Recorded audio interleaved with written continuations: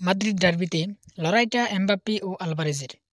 লা লিগায় মৌসুমের প্রথম রোমাঞ্চকর ম্যাচের জন্য প্রস্তুত মেট্রোপলিতানো।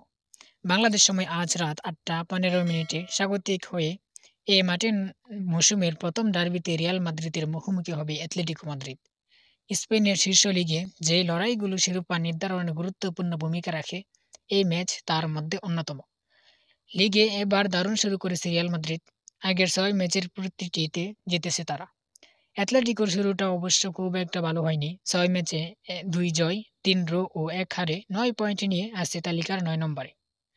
ডার্বির আগে অবশ্য এমন হতাশী পারফরম্যান্স নিয়ে অ্যাটলেটিকোর কোচ বিচার করার সুযোগ নেই।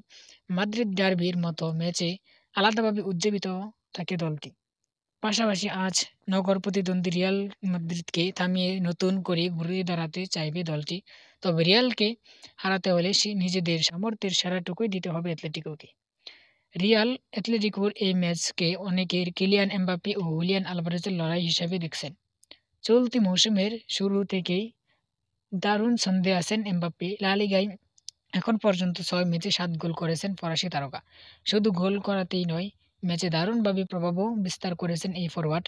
আজকের ম্যাচেও রিয়ালের তরুণদের তাস হিসেবে মাঠে নামবেন কিলিয়ান এমবাপ্পে।